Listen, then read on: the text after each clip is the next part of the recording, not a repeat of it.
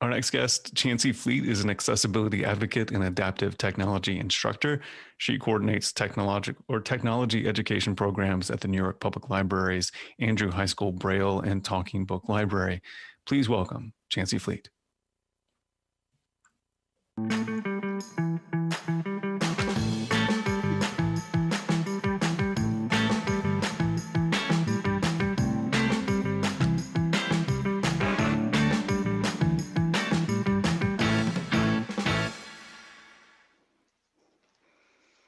Hi, everyone. I'm Chancey, and I am happy to be here. I am the Assistive Technology Coordinator at the New York Public Library. And my main role at the library, well, let me first start by talking about my identity a little bit. So my pronouns are she, her, and I identify as blind, not visually impaired or visually challenged or anything else like that. Other people prefer those terms, and that's perfectly fine. But, to me, the word blind is a nice, compact, concise word. And it doesn't refer to a loss. It doesn't refer to something missing. When I think about blind, it means decentering vision. It means drawing on the wisdom of my community of practice. It means doing things in non-visual ways. And I see it as a source of strength. So that's my identity. So I joined the library, the New York Public Library, as a volunteer back in 2010 because fellow activists in my community, in the disability and blind community, realized that when we wanted to learn about technology, it was really easy for us because we had each other. We would be going down to Washington, D.C. to talk to the legislature, and on the way, we would have like 3 hours on Amtrak and just solve each other's problems. And so we looked at technology with curiosity and confidence and, confidence in each other. But when we met blind people who were outside kind of the disability justice circles, particularly folks who were newly blind, oh my gosh, they were really scared and trepidatious about technology. And that's because they were trying to learn from sighted people. And sighted people have normative workflows and they don't know what you can do. And they really, really don't know how you can do it. So we decided that we would come to the library and start offering tech coaching on Saturdays. So we started as volunteers.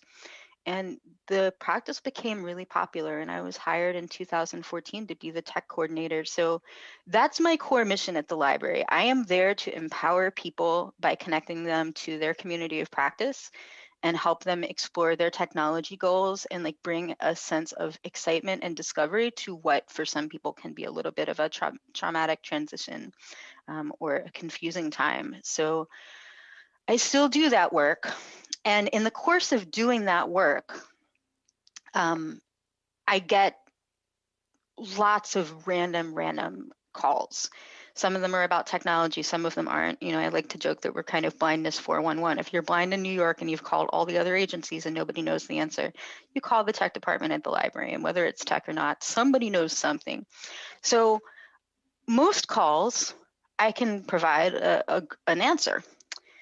I got a call in, I think, 2016 from a gentleman in the blind community who's actually really privileged and well-connected. So he has, a corner office and a staff. And he said, I'm moving to New York City. I don't know anything about New York City. I know there's 5 boroughs. Where can I get a 5-borough map so that I can see how they relate to each other? And I had no clue. I couldn't help him. And I started to reflect on that in the days and weeks afterwards. And I realized for sighted people, if you want access to an image, you just go to the printer and print something out, or you pull it up on your phone. For blind people, it should be that way in theory, because we've had tactile graphics embossers that punch lots of dots and make raised line drawings. We have swell form machines, which I'll talk about later. For decades, there has been the ability to make tactile graphics.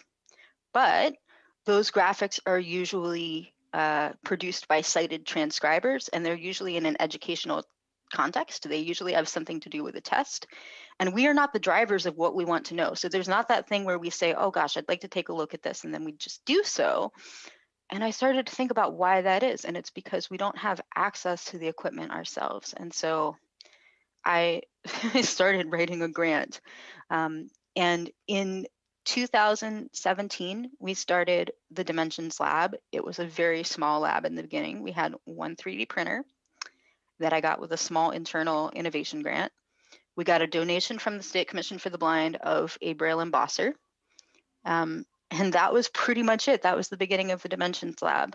But I realized that we needed three things to be successful.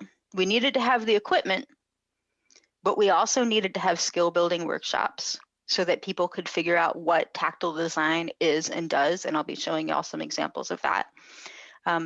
And we needed to connect people to each other, to that community of practice, because if you're new, even if you're not new, designing alone isn't going to get you too far. And we needed to, build a community of practice and build people's wisdom. So that's what I anticipated. What I didn't anticipate was how challenging it was in the beginning to motivate blind people to engage. So I would walk into a room full of blind people and say, hey, guess what? We have an embosser and a 3D printer, and you can come in right now and you can create any image that you want. And they'd say, what do I need that for? Why do I need images? Because we've had such lackluster access for so many years. It would be like if you were never taught to read print, and at age 35, someone comes to you and says, hey, you can write down anything you want. You wouldn't even know why. So the biggest challenge that I encountered that I didn't anticipate was getting people interested, getting people engaged. And I'll show you an example a little bit later of one of the ways that we won people over. But we don't assume, we all pretty much know that we have a reflexive right to accessing text, as Braille or as audiobooks. And we know that we have the right to an accessible web. Like, we're pretty much there. The fight's not completely over, but we're pretty much agreed. But we don't have that reflexive feeling of a right to access images. And that's just because of lackluster access. So Dimensions has been happening now for 3 years. We've grown a lot. We have visits pre-pandemic, and now I'm running and mailing things out of my home office, but the lab's used by blind New Yorkers, but also the mayor's office comes, the emergency management folks, museums, cultural institutions, families, educators, artists. Everybody comes to the Dimensions Lab to get free access to the means of production for tactile graphics and to meet each other. It's been for New Yorkers, but it's also been for me a little bit. When I was growing up, I never considered that I might have an aptitude in STEM or art or design. Building and growing this lab has been, among other things, my chance to reclaim parts of my mind that I never appreciated because I was never given the tools that match my skills and my strengths. So the message that I want to share with you today and with blind people and our allies is that we learn not to be interested in STEM and design because we're missing out on mentorship, equipment, and non-visual representation of concepts that could be represented. The problem is not with our aptitude or our potential. The problem is not even with blindness. It's avoidable image poverty that's perpetuated because the graphics equipment we need is largely unavailable to us. Sighted folks curate a very few images for our consumption, and we don't curate them for ourselves. So we need daily access to images to develop our spatial awareness, and we also need direct access to the means of production. Designers can help by spending time on non-visual design, providing graphics and 3D representations ready to be embossed or printed, by providing meaningful written description of images on the web, and by imagining novel, affordable approaches to rendering spatial information non-visually. One moment.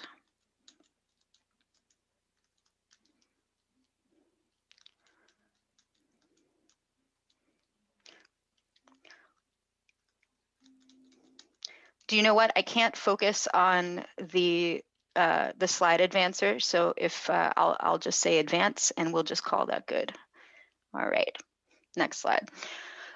So this is the non-visual. This is the NYC 5-borough map. This was designed in Illustrator. So notice that tactile graphics are scaled up, decluttered. When more than one layer of information needs to be presented, we repeat the image with one layer of info at a time. Any content we think of as visual is really only spatial, but designing for tactile legibility and aesthetics comes with its own constraints and considerations, which are driven in part by the lower resolution of the sense of touch, which is about 100 dots per inch, I believe, and in part by the current state of the technology. Slide 3. So this is Tactile Map Automated Production, TMAP. This is embossed with a Tactile Graphics embosser, which is the VP Columbia. Most tactile graphics require the skill and labor of a designer to evolve them from a visual aesthetic to a tactile one. TMaps, on the other hand, use OpenStreetMap data to generate a map for any location automatically on the paper size and at the scale of a user's choice. Since Braille is larger than print, by the way, there's a Braille font and it's Braille 29. Any designer can use it. TMAP uses a system of abbreviations for street names so that they'll fit on the edges of the map, accompanied by a key with the full names spelled out. A TMAP shows only streets and pedestrian pathways. Those are a solid and a dotted line respectively. This one just shows streets because there aren't any pedestrian paths in this area. The only other symbols are a scale marker, a north pointing indicator, and the "you are here" circle. The goal of a TMAP is to portray how streets and pathways relate to one another. It does this exceptionally well, and it does not try to do anything extraneous. That's good tactile design. TMAP is also a powerful example of how automation can be used to democratize access to maps, charts, and graphs that reliably employ a consistent symbol set. By the way, notice the importance of concise Braille here. Every year, a cited journalist somewhere does a think piece about whether Braille is dying, now that we have technology for text, like text-to-speech, to read for us. Print has been around for thousands of years. Braille will turn 200 years old in 2024. In that short time, we've gone from zero to digital and developed unique codes for mathematics and science, music, and languages. Sighted folks are very excited about text-to-speech for our community, but no one is so excited that they've given up their own visual computer or phone screens in favor of audio. Braille is tangible, precise, and rapidly evolving. It's true that Braille literacy is in decline, but that's because of education policy for youth and adult students. Braille is still indispensable. Slide 4. So this is just a cursive upper and lowercase alphabet that's been hand-drawn and scanned by the person with the best handwriting in the library. During the early days of Dimensions, when we needed to convince blind people that images have something to offer them, this was one of our most successful enticements. Almost everybody wants to improve their signature. Folks could emboss or keep this reference sheet and practice by writing with a regular pen and paper over a semi-soft surface like rubber or a cutting board. We also have one of these for standard print. Slide 5. This is flattening the curve. It was also designed in Illustrator. So sometimes images are literally a matter of life and death. And I'm sorry to show you pandemic content, but it's important and we have to deal with it in our community. Naomi Rosenberg of the Lighthouse in San Francisco created this in March and now also produces a weekly line graph plotting new cases nationwide. Naomi knows that most people don't have an embosser at home. Embossers are pretty expensive and it's unusual for a private a home person to have one. So she also designed a mirror image version that a sighted friend or family member can trace on a soft surface and flip over for a homemade raised line drawing. Pretty innovative. We've been doing a lot of DIY tactile graphics with what we have at home at the library. That's a Zoom that we do. Slide 6. So these are one of my favorite things that we've done. These are cuneiform tablets reproduced with photogrammetry and 3D printing. So when I was little, there were pictures of these in our textbooks, but not for me. Sighted transcribers call any image that isn't on a test eye candy and don't reproduce it. So I always imagined that these were huge, like maybe the size of books, really heavy, monumental things. But now I know that they're small enough to fit in the palm of your hand, and they're so deeply inscribed that a blind person with the right training probably could have read and written them more easily than my contemporaries can deal with print. And these go out in classroom kits for students. Blind and sighted students can enjoy 3D representations. We have the originals in our NYPL Rare Books division. Obviously, people are not allowed to touch them, but people can handle these representations, which are represented at scale. Next slide. So this is the amazing colorless color wheel. So obviously we don't perceive color, most of us, but we need to know enough about it to design for those who do. We live in a world that cares about color, especially online. So this graphic is by our community partner, Claire Kearney-Volpe, and it's used in our intro to HTML and CSS class for blind students. We actually ran that virtually during the pandemic and mailed out these tactile graphics. It's safe to mail Braille after 96 hours, in case you're curious. And this shows the basics of how colors relate to each other. It's simple and it's an abstraction, but it's enough to guide a very new designer away from making big mistakes. Next slide. So here is a continuity tester that someone's checking out. This was made with swell form, so that's a microcapsule paper, and when you run it through a heated machine, the ink gets raised. It's by Lauren Race, tactileschematics.com. We use this graphic in our blind soldering intensive at NYU. And you can check out Lauren's website for a full flight of free downloadable graphics for physical computing. She's a fellow at NYU ITP right now. She was a grad student there. And after spending time with us at Dimensions, she decided to dedicate her master's thesis to tactile representations for physical computing, which was an amazing gift to the community. Next slide. So Tony Cruz drew this on swell form paper. He's a notable street artist in the Bronx, and he's losing his vision. So our lab is a place where he can experiment with graffiti as a non-visual art form, because when you're transitioning, it doesn't mean that you have to lose out on the things that you love. He created this piece in about 2 minutes and made 30 more unique pieces to take to the Metropolitan Museum of Art, where he's teaching graffiti art to other blind folks. He did this with a bold pen, again, on the microcapsule paper that goes through the swell form machine.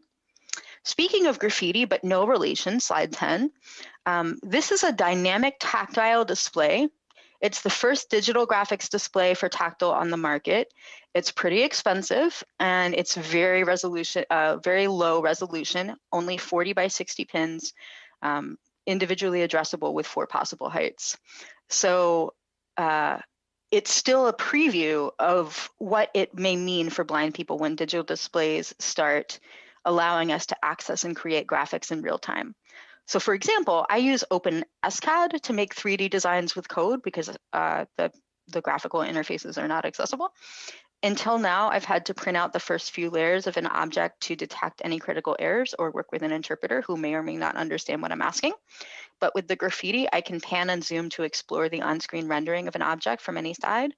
At this resolution, I might not notice subtle issues, and the aesthetics are not ideal, but I can quickly identify show-stopping issues with sizing and alignment and that kind of thing. Next slide. So I want to tell you about now some things that you can directly do without access to all of this equipment, because we're all quarantining. No one's going out tomorrow and getting a tactile graphics embosser. I understand. So this is Youdescribe, DIY video description. This allows you to sync your homemade description that you voice yourself with any YouTube video. It doesn't alter the video. It uses 2 parallel tracks, the video and then your voice track, so that you can edit your voice tracks anytime you want. You can edit individual clips. You can leave the original video unaltered, so you're not committing a copyright violation. Descriptions can play while the action is happening, or they can extend. So the video waits, you insert your description, and then the video will proceed. This is at ubiquitous.org. Anybody can do it. You can do a SSO sign-in, and it's absolutely free. And it's a great way to make your own content or other people's content that you love accessible. Slide 12, please. All right. This is something everybody can do and everyone should do. You could do it today. So I'm going to tell you, I have a link there about alt text for Twitter, but we can also use alt text on Facebook and Instagram and CMS platforms. Most platforms have a way to do alt text. Alt text is just simple written description for the web, and some things to keep in mind. Keep it brief. A sentence or two is usually great. Most pics aren't actually worth 1,000 words, especially on Twitter and Instagram. The point is to scroll through and kind of be in a flow state. We don't need an essay on the image. Consider the purpose. So what story does the image tell? And be precise. You do want to be a little bit more verbose when you're dealing with a chart or an infographic. Convey the major themes and trends in charts and graphs. Don't leave stuff out in that regard. And I just want to give a big shout out to Protest Access on Twitter. Go check them out and maybe think about volunteering. They've been taking on the time, the labor, and the emotional labor of describing Black Lives Matter and protest related content through the summer and beyond. Next slide. And we can roll this, well, don't roll the video just yet.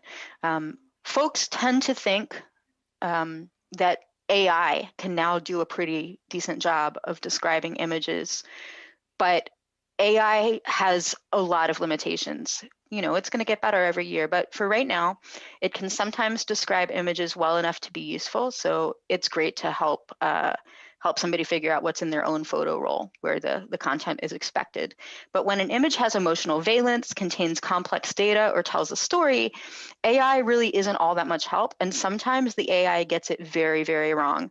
This preview tile of the Netflix show Cobra Kai gets this AI description. Once I heard this, I thought about it for a long time. Go ahead and roll this, please. Cobra Kai button. A shirtless person wearing a white shirt with white text on it. If that was too fast for you, let's go over it. This would be, according to the AI, a shirtless person wearing a white shirt with white text on it. There's a lot to think about there, but that's not the image. Next slide, please. So another thing that we can access wherever we are without too much special equipment is sonification, data as rhythm and music. So I want to shout out SAS Graphics Accelerator, which is a simple free Chrome extension that anyone can use. And it relies on importing CSV data from data sets, and then the user can isolate whichever variables they want to kind of zoom in on the data and experience it through audio and text-to-speech. So tones rise in pitch with high values, low tones or low pitches. And it's very easy to tell about trends and curves from the relative pitches. Stereo panning marks the passage of time from left to right, so you know where you are relatively in the data set. Tones can play continuously, or movement in the set can be controlled with the arrow keys. So you can either just hear the whole thing, hear the gist, or you can use the arrows to go back and examine any point in the data set. And text-to-speech complements those tones with precise data values. This is really valuable for understanding COVID trends, for understanding stocks, any kind of trends that you want to see in a large data set that frankly might be a little harder to portray with today's technology and tactile graphics. No special equipment required, totally free, works with CSV data, so no extra prep work has to be done by a designer. I also want to shout out the Financial Times, who did an experiment with rendering the yield curve in music, and you can check out later that YouTube video and hear it for yourself. All right, final slide. So it's not a text-only world. Images matter. Spatial relationships matter, not only to sighted people, but to all of us. And I want to give you a couple calls to action.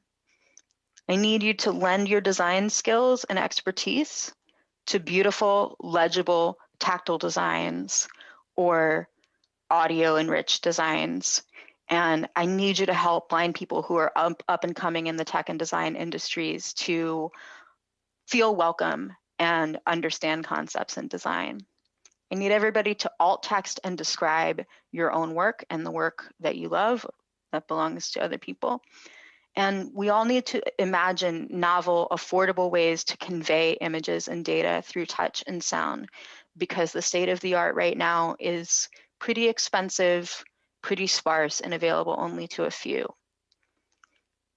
I'd like you to think about designing not just for us, but with us. Blindness is a valuable frame for decentering vision in favor of other ways of knowing. And our design aesthetic, constant and reflexive ability to gain access through problem solving, and our non-immersion in stale visual design conventions are potentially very strong assets to design teams. I believe that we can end image poverty in our community together, and I believe that our community and yours have so much to offer one another. Thank you. Thank you, Chancey. This is spectacular. I know I've been watching people commenting on Slack, and they're just like being brought to this for the very first time, and so that means a great deal to us. I've been thinking about this. One of the things I was sort of most struck by was the sonification and the, rather than the sort of like one-to-one rendering of embossing or something like that, that's the same basic forms and things, the development of new forms that are ideal for things, for like the change in pitch in the left to right. There seems like there's so much more to explore there in terms of things that are specifically suited and not just analogs. What is there anything else that you're noticing in this space, like in the development of the language for blind? For sonification specifically? Well, or even embossing. I mean, just like I know that there was a notion a long time ago. We did a story about this with Andrew Leland.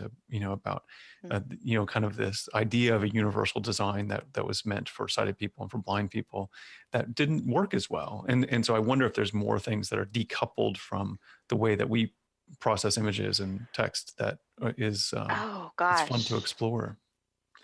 There's a lot. And I think we're moving as a community, we're moving maybe a little bit away from the concept of universal design, and leaning a little bit more into inclusive design, where we acknowledge that bodies and minds are different and preferences and learning styles are different, and it might be necessary to have multiple ways of presenting the same information. And I've noticed that in my work that, I'm super passionate about tactile graphics. I can use sonification, but like tactile graphics, tactile art, maps really speak to me in a way that nothing else does. Mm-hmm. But for somebody who's diabetic and has neuropathy and doesn't have a lot of tactile sensitivity, or just someone who's more of an auditory learner, sonification is going to be the thing that speaks to them and engages them. And it's really important to think, especially moving forward, of what we can do to produce multiple representations in different ways, kind of at scale. I would say one thing that I didn't mention today that's popping up more and more in technology and design for the blind community is spatialized audio. So for example, there's an app called Over There, and it's kind of a joke because you ask a sighted person for directions and sometimes they'll point and say over there, and it's not good.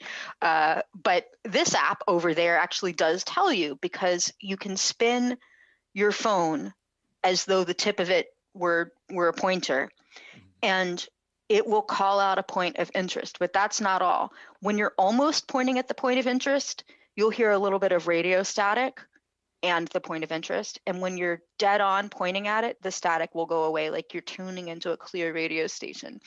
There's another one called Microsoft Soundscape that also uses spatialized audio to tell you about upcoming points of interest and intersections. A lot of us use bone conduction headphones that don't actually cover our ears. They sit in our temples, and so they don't occlude the sounds of the streetscape. So blended kind of AR stuff that enhances the information we have about our environment without taking away any of the natural information. Those have a lot of potential, and I think that we're only at the very beginning of discovering what those can do. Yeah, it seems like the tactile graphics are fascinating to me, but they're the one thing in our lives that I can think of where the increase in data and the way to reduce the image poverty creates more space. Like unlike all digital things, like these have multiple layers and the books are very big, like Braille books are very, very big. Do you think about like how we accommodate for space for all these things and make sure that we have image rich environments for tactiles? Well, so Braille books are very big, but most people who are accessing Braille these days are using a digital Braille display. So I've been under the desk. This is my Braille display that has all my speech notes, and it can also load hundreds of books. It can talk to my iPhone. It can talk to my computer. So the fact is that it's really compact and it doesn't take up that much space. The Graffiti, which is the 40 by 60 pin array, is pretty chunky. It's about, maybe it's the size of a VCR. That's a dated reference, but that's because it's basically a prototype with a very limited run. There are individual motors under these addressable pins. That technology at some point is going to increase in resolution, and decrease in size and weight. So like right now, yes, tactile graphics take up a lot of space, but we're not talking necessarily about full books. There may be 4 or 5 images that I need to see in a day, more if I'm going to a museum or more if I'm doing a deep dive on something. But I think eventually we'll hopefully be able to transition to a digital tool that's analogous to a visual screen that we can use panning and zooming at a higher resolution that's more comparable with what we can do right now with swell form and tactile graphics. That's the hope. That's the hope. Well, thank you so much for presenting. Thank you so much, Chancey. I appreciate it. Thank you.